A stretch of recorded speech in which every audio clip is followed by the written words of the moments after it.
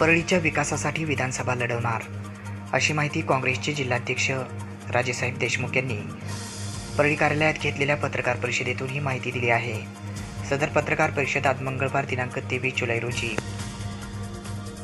दुपारी 2 वाजता घेतली होती। परळीचा सर्वांगीण विकास श्री क्षेत्र प्रभू वैद्यनाथ यांच्या नगरीला गतवैभव प्राप्त करून देण्यासाठी तसेच सर्वधर्मीय सर्वसामान्य माणूस यांना सुख, समाधान, आनंदी व भयमुक्त वातावरणात जगता यावे यासाठी परळी शहर व मतदारसंघात शांतता आणि सुव्यवस्था अबाधित राखण्यासाठी आपण निवडणूक लढविणार आहोत, अशी घोषणा काँग्रेसचे जिल्हाध्यक्ष राजेसाहेब देशमुख यांनी मंगळवार दिनांक 23 जुलै रोजी परळी कार्यालयात आयोजित केलेल्या पत्रकार परिषदेमध्ये ते बोलत होते। यावेळी काँग्रेस जिल्हाध्यक्ष राजेसाहेब देशमुख तसेच परळी शहराध्यक्ष बहादूर भाई यांच्यासह अनेकांची उपस्थिती होती।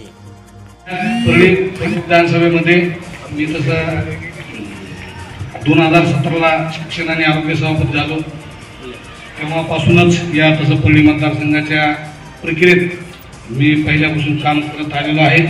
तुम्हाला माहिती आहे की 97ला अंबाजोगाई पंचायत समितीमध्ये 12 जागा पंचमच्या होत्या, त्याच्यामध्ये 4 जागा भाजपच्या आल्या आणि 8 जागा काँग्रेसच्या आल्या।